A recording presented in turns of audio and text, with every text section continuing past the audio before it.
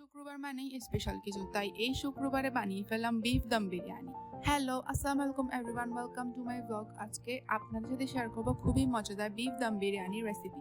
শুরুতেই মাংসগুলো ম্যারিনেট করে নিব। ম্যারিনেটের জন্য 2 চামচ পেঁয়াজ আদা রসুন বাটা, 2 চামচ টক দই, মরিচের গুঁড়া, ধনিয়ার গুঁড়া, জিরার গুঁড়া, চিনি, অর্ধেক রাঁধুনি বিরিয়ানি মশলা, বিভিন্ন রকমের গোটা মশলা এবং লেবু চিপে মাংসগুলো ম্যারিনেট করে রাখবো 30 মিনিটসের জন্য। নেক্সট স্টেপে চালগুলো ভালোভাবে ধুয়ে পানিতে ভিজিয়ে রাখতে হবে 10 to 15 মিনিটের জন্য। এতে করে বিরিয়ানিটা অনেক বেশি ঝরঝরে হবে।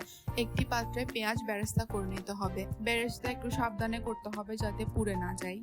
বেরেস্তা হয়ে গেলে হাফ বেরেস্তা ডেকোরেশনের জন্য উঠাই রেখে বাকি হাফ বেরেস্তার মধ্যে ম্যারিনেটেড মাংসগুলো দিয়ে ভালোভাবে কষিয়ে নিতে হবে। বিরিয়ানিতে যত ভালোভাবে মাংসটা কষানো হবে বিরিয়ানির ফ্লেভারটা তত বেশি রিচ হবে। দুধ আর কিশমিশ নিয়ে নিতে হবে লেয়ারিং এর জন্য।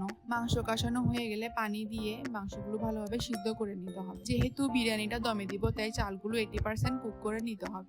এরপর আসি লেয়ারিং।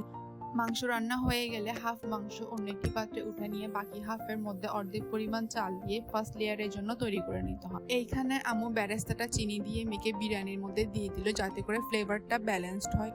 এরপর দুধ, মাংস, চাউল, এরপর আবার দুধ, কাঁচামরিচ, কিশমিশ, অরেঞ্জ ফুড কালার, এরপর বেশি করে ঘি দিয়ে এরপর অর্ধেক যেটা রাঁধুনি বিরিয়ানি মশলা ছিল ওইটা দিয়ে একটু করে বেরেস্তা এবং একটু করে কেওড়া জল দিয়ে অন্য একটা তাবার মধ্যে ডেক্সিটা দিয়ে 10-15 মিনিটের জন্য দমে দিয়ে দিতে হবে। অ্যান্ড ফাইনালি রেডি মজাদার বিফ দম বিরিয়ানি। আপনাদের যদি রেসিপিটা ভালো লাগে do let me know in the comment section.